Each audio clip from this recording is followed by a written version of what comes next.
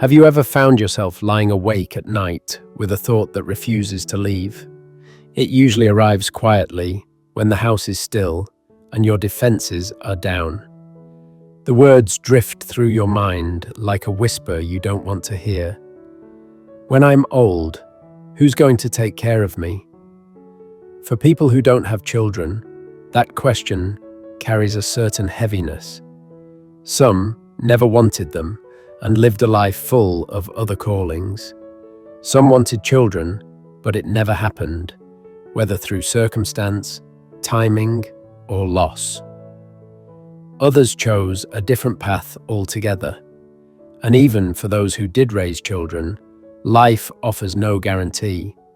Families move far away, lives get busy, and the support we imagine doesn't always materialize. So what happens when you're older, your health isn't what it used to be, and there are no children nearby, or no children at all? It's one of the greatest unspoken fears of aging, and tonight, I want us to face it head on. Before we dive in, if you find comfort in honest conversations like this, hit subscribe. We share stories that don't just pass time, they help make sense of it. Most of us keep this fear tucked away. At family gatherings, conversations revolve around grandchildren, graduations, and photos passed around the table.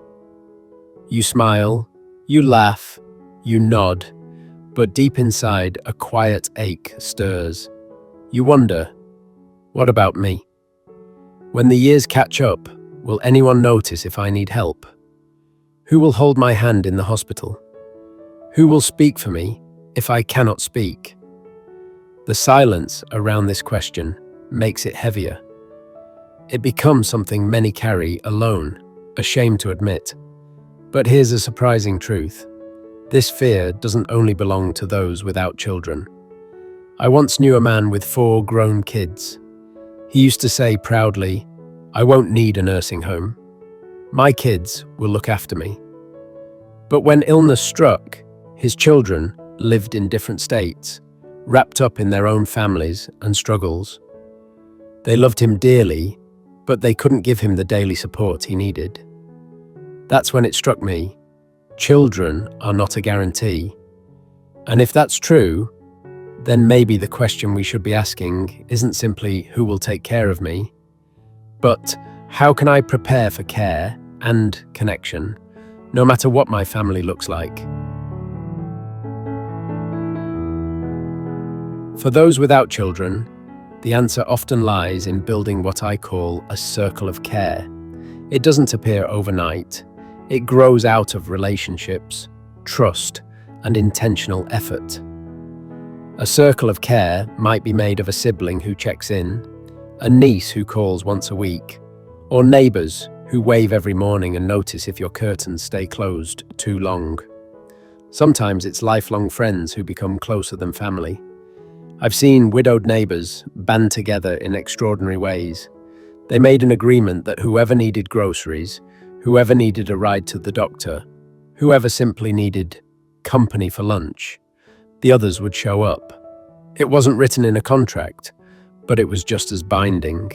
They turned ordinary friendship into something life-sustaining.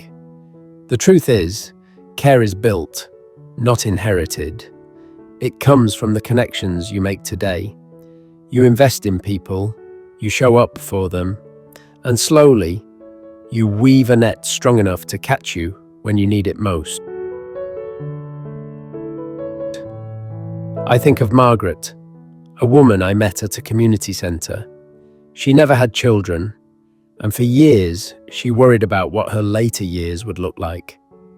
Instead of staying trapped in fear, she started volunteering at the local library.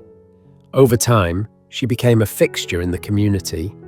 She read to kids, mentored teens, and checked in with older patrons.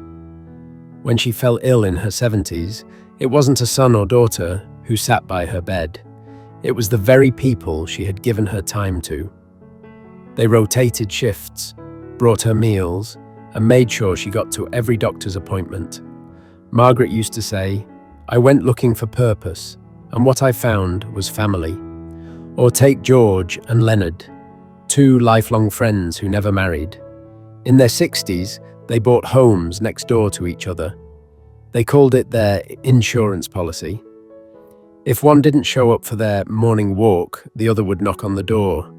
When George broke his hip, Leonard became his advocate, managing phone calls and making sure the doctors listened. Later, when Leonard developed memory loss, George returned the care, guiding him through appointments and handling paperwork. They had no children, but they had each other, and that was enough. I also think of Carmen, a retired teacher. She spent decades shaping young minds, but never had children of her own. As she entered her 70s, she worried about who would look after her. But her former students, now grown with families of their own, remembered her kindness. They visited, brought meals, and made sure she felt included.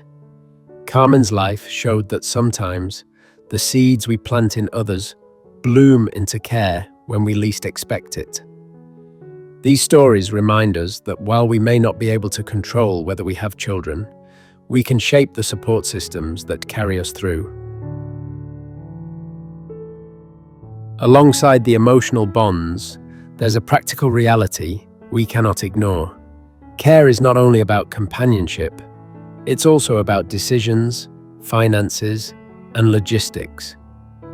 One of the most important steps you can take is setting up advance directives. Who will make medical choices if you can't? Naming someone, whether it's a sibling, a trusted friend, or even a professional, gives you peace of mind. Similarly, creating a power of attorney ensures your bills are paid, your home is cared for, and your financial life stays steady even if you can't manage it yourself. And then there's housing. Ask yourself honestly, is your current home one you can grow old in? Can you manage the stairs? Is the bathroom safe? If not, maybe the answer is modifying it with grab bars, ramps, or better lighting. For others, the answer might be downsizing into a smaller place that's easier to manage. Some look into retirement communities that offer independence with built-in support. Others are drawn to co-housing, where groups of older adults live together, share resources, and look out for each other like family. There are also professional care managers, people who, for a fee, step in to coordinate medical appointments, manage home care, and act as advocates when there's no immediate family available. While it may feel strange to hire care, it can bring peace of mind knowing that someone will be there to ensure your wishes are respected. Even long-term care insurance, though not perfect, can be part of the safety net. It might feel like a burden to think about these things, but the truth is, planning ahead doesn't reduce freedom. It protects it. It ensures that when the unexpected happens, your life won't be shaped by panic or strangers, but by the choices you made with clarity and care. And then, perhaps most beautifully, there is the concept of chosen family. These are the people you gather along the way, who may not share your last name but share your life. I once met a woman named Ellen, who never married and never had children. She spent her 60s and 70s pouring herself into her friendships. She baked birthday cakes for neighbors, watched over their pets, and offered a listening ear whenever anyone needed it. When her health began to fail, those same friends and neighbors organized meal trains, visited daily, and made sure she was never alone in a waiting room. Ellen would laugh and say, "I may not have had children, but I've never lacked family." Chosen family doesn't appear out of nowhere. It's created through generosity, consistency, and love. And it works both ways. The care you give has a way of circling back when you need it most. The fear of being alone in old age may never vanish entirely, but it doesn't have to dominate your story. We can face it honestly, prepare wisely, and then choose to live fully. Your worth isn't measured by whether you had children. Your dignity in later years isn't defined by your family tree. What matters is the life you create now, the friendships you nurture, the community you build, and the plans you make to safeguard your future. So when that familiar whisper returns, "Who will take care of me when I'm old?" you can answer with strength. I will, by choosing wisely today. And the people I've invested in, the love I've shared, and the community I've built will be with me along the way. Growing old without children is not a sentence to loneliness. It can be an invitation to live intentionally, to shape your later years with clarity, and to create bonds that last longer than bloodlines. It can mean finding family in friendships, safety in planning, and freedom in preparation. If you've ever carried this fear, I want you to know you're not alone. Share your thoughts in the comments. Have you found ways to build your own circle of care? Do you have stories of chosen family, neighbors, or friends who have stepped in when children were absent? Your story might be the comfort someone else needs. And maybe this is the larger lesson, that aging well isn't about counting on children or waiting for someone else to step in.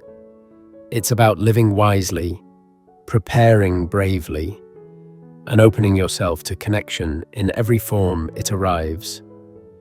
The arms that help you up may not be those of a son or daughter. They may belong to a neighbor, a friend, or even a stranger turned ally. But in that moment, you'll know you are cared for, you are seen, and you are not forgotten. Thank you for spending this time with me. Remember, no matter your circumstances, your future is still full of possibility. Care is not limited by blood. It is something we create, something we nurture, and something we can trust to carry us home.